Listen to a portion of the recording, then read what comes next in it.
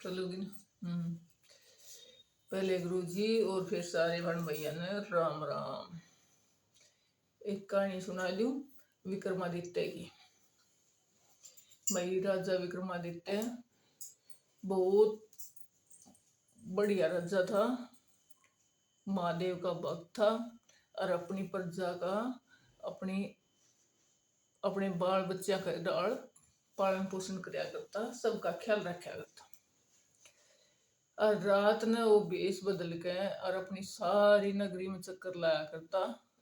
अब भाई कोई दुखी हो, किसी तई मदद ना पहुंचती हो और तो किसी कोई अनदेखा कर रहा हो, उड़े तई पहुंचता ना हो तो खुद जाया करता, किसी का भरोसा छोड़ा नहीं करता। तो एक दिन इनमें चक्कर लगाते लगाते और जंगल की तरफ चला गया नगरी में। और उड़े एक गांव में तो एक लकड़हारा तड़के तड़के का टाइम और जंगल की तरफ जाने लग गया। तूने सोची कि इतनी बकते बकते चल आई हो, उसके मन में थोड़ी जिज्ञासा होगी कि वो कौन है, के कौन जाओ है, जान ले। तो जाके और एक पेड़ पर चढ़ गया। वो लकड़हारा था, लकड़ी काटते था, सूखा पेड़ था और उस पर चढ़ गया लकड़ी काटने खातर। तो जंगल में तो एक भालू बाज का आया। तो बाजता बाजता और भालू पेड़ पर ना चढ़ा करे और उससे पेड़ पर चढ़ने लग गया। और वो राजा उसने खड़ा खड़ा देखा, अब यो तो चमत्कार हो गया भाई, भालू तो पेड़ पर ना चढ़ा करे और आज तो अजीब कहानी होगी। और तो उसने बोले देख तू के हुआ के ना हुआ। तो ऊपर चढ़ उसने उस लड़के ने देखा अगर नीचे तो भालू इससे पेड़ पर चढ़ गया, कभी तन्ने वो नुकसान पूछा हुए। उसका डरता है पहले कुआड़ी हाथ में तो छूट गई और फिर वो नीचे पड़ गया, पेड़ पर तो पड़ गया, पड़ते ही साथ और वही मर गया। राजा यो कौतुक देखने लग रहा, वही इस भालू का चढ़े थी, यो डर कर पड़ गया, पड़ते ही मर गया।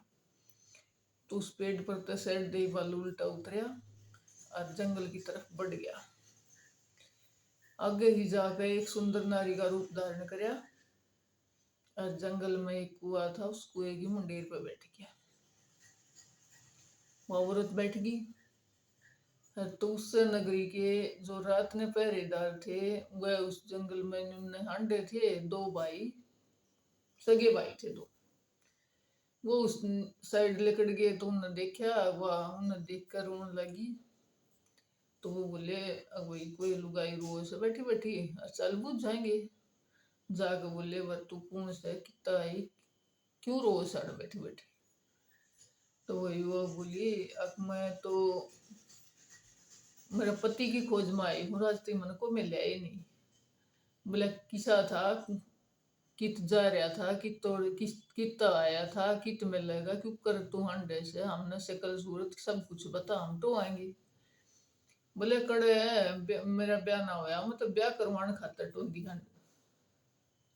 तो भाई दोनों भैया ने उसने उसके देखा, उसने उसका देखा। अब भाई क्यों ना हमारे गल ब्याह कर ले। तो वह नहीं बोली अगर दोनों मत है। बोला कौन से गल करेगी तू बता दे। बोला ना जो सा तगड़ा होगा उस गल ब्याह करूंगा मैं। तो भाई दोनों भैया का आपस में जूत बजवा दिया। जूत बजवा दिया तो उसने मारण पतुल लिया, वो उसने मारण पतुल लिया। दोनों भैया ने तलवार काट कर उसने उसके पेट में पोद दी, उसने उसके पेट में पोद दी। दोनों मर गए। मर गए तो भाई उड़ा तो उठ गया, फिर चल पड़ी राजा। राजा गल गल उसका सब कुछ देखने लग गया। आगे 14 केस है, उड़ तो वह मर गए। फिर आगे चल पड़ी तो आगे ही जाकर और बहुत भरा नाग बन गई। नाग बन गया तो राजा उसके पाछे पाछे नाग बनकर और जंगल में तो लेकर कर एक नदी के किनारे किनारे चल पड़े। नदी के किनारे किनारे चल पड़ा तो आगे से एक किश्ती में घने आदमी बैठकर नदी पार करे थे। और तो उस किश्ती में कूद गया। तो उसमें भाई सांप ने देख कर और सब क्या है हलचल मच गई। किसी ने न्यू ना देखी कि नदी में पड़ोगे तो भी मरोगे।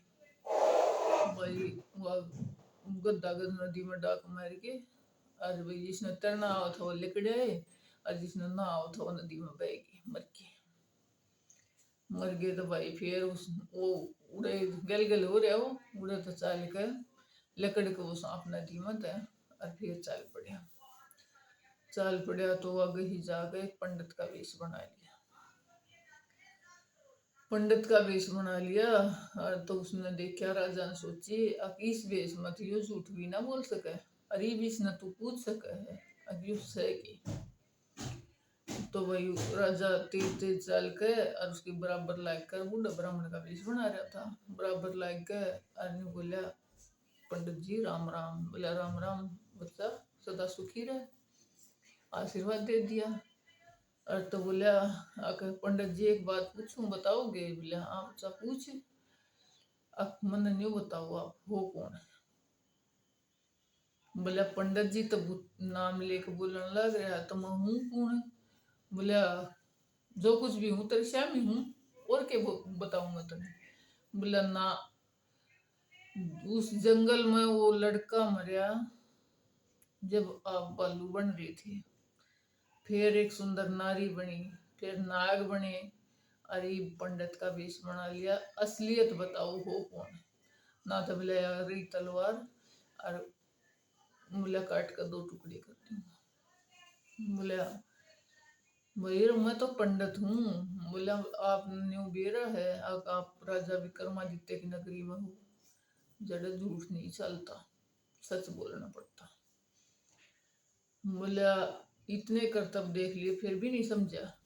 बोला नहीं मैं आपके मुंह तो सुनना चाहूँ आपको आम इंसान तो हो नहीं।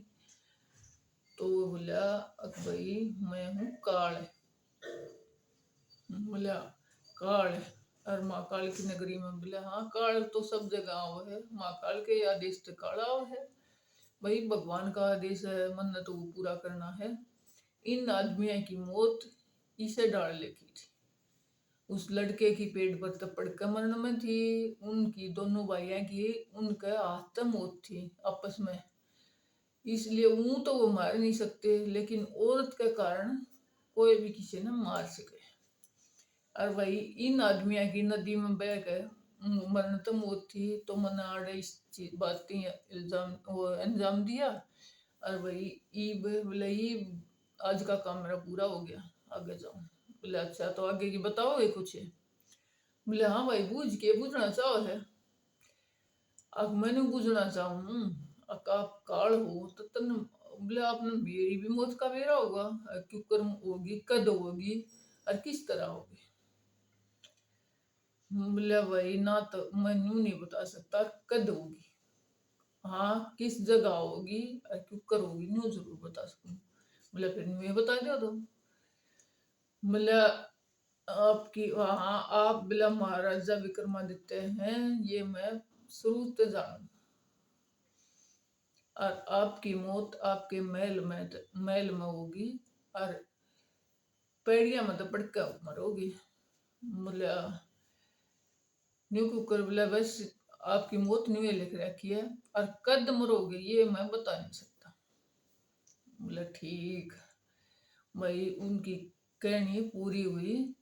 राजा विक्रमादित्य की मौत उसके महल में और उस पेड़िया में तब पड़ के मरी थी। भाई इतनी सी कहानी थी। और कहानी का तात्पर्य ये है कि काल के टाल नहीं किसी भी रूप में आ सके। राम राम भाई सारे भाई।